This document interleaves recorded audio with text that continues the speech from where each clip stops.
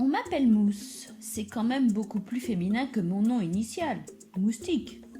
Ils se sont adaptés quand je leur ai apporté mes premiers chatons. D'ailleurs, j'espère qu'ils vont bien ceux-là. La journée, j'adore rester sur le canapé ou sur le lit de Lou, la fille de la maison. C'est bizarre d'ailleurs, elle ne quitte pas beaucoup sa chambre en ce moment.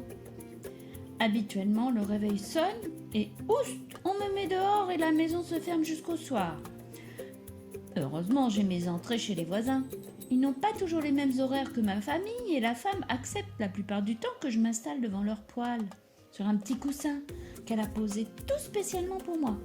Je crois qu'elle m'apprécie. Il y a quelque temps, j'avais aussi un bol de lait et un petit pâté qui m'attendaient dans la cuisine.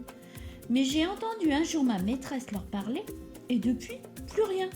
Je dois me contenter des croquettes et du bol d'eau à ma disposition dans ma maison. Il faut reconnaître que j'avais pris un peu dans mon goût. Donc la journée, je dors, souvent du matin au soir. Mais la nuit, je viens, surtout en ce moment, puisque c'est le printemps, ma saison préférée. Je savoure la petite brise nocturne qui me chatouille les moustaches. Et puis il y a cette odeur qu'on ne sent que la nuit. La nuit, je trouve que ça sent la souris. Je me poste alors sur le mur qui sépare ma maison de celle des voisins et je respire à loisir. J'attends, je guette, je chasse. Vers minuit, j'aime bien réintégrer la chambre. Alors je monte sur le toit et viens miauler à la fenêtre. Mon maître finit toujours par se lever pour m'ouvrir. Ensuite, je vais gratter à la porte de la chambre de Lou et m'installe de tout mon long sur son lit. Quel bonheur! Quelle bonne nuit je vais passer! Mais vers 4 heures, je me dis que je retournerai bien faire un petit tour, reprendre un petit bol d'air, si frais et si agréable avant le lever du jour. Après tout, il ne semble pas pleuvoir, autant en profiter, je dormirai demain. Alors je gratte à nouveau, mais pour sortir cette fois. Lou m'ouvre, mais je la connais, elle ne descendra pas l'escalier pour me libérer. Et j'ai horreur de ressortir par où je suis entrée. C'est comme ça.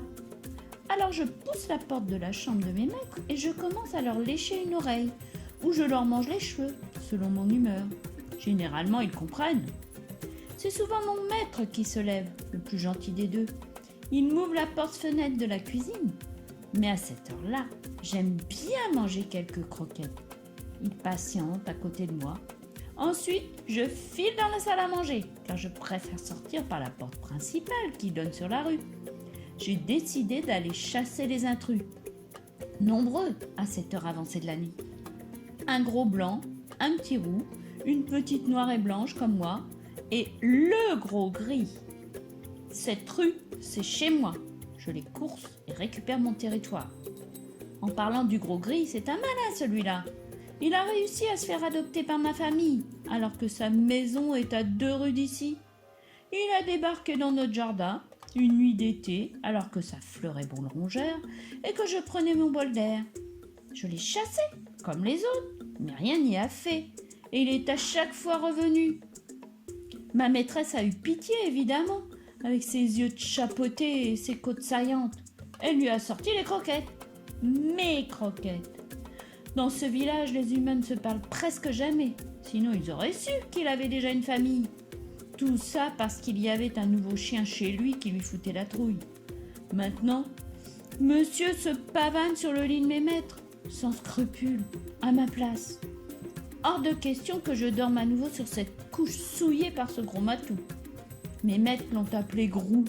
Tout ça parce qu'il paraît que quand on le fait rentrer, monsieur parle et dit « Grou, Grou ». Moi aussi je peux le faire. D'ailleurs je parle aussi maintenant. Je peux dire « Mais ». Ça change, non? Et ce gros gris, il a tendance à copier tout ce que je fais. Je ne suis plus tranquille la nuit. Il fait exactement comme moi. Il aime sortir prendre l'air. Je ne reste pas pour voir quelle est sa technique pour réveiller les maîtres, mais à tous les coups, 10 minutes après moi, on lui ouvre la porte. Il reste à distance parce qu'il sait que s'il passe trop près, je peux lui mettre un coup de patte bien placé. Il a peur de tout, ce gros lourdeau. Le moindre bruit de moteur le fait détaler à toutes jambes. L'aspirateur, le blender, les voitures dans la rue. Tiens d'ailleurs, elles sont où les voitures? Il a compris que c'était moi la gardienne du territoire, et il me donne même un coup de main parfois pour chasser les autres. Mais pas question que je lui dise merci. Je suis bien trop fière. Et puis c'est ma terre.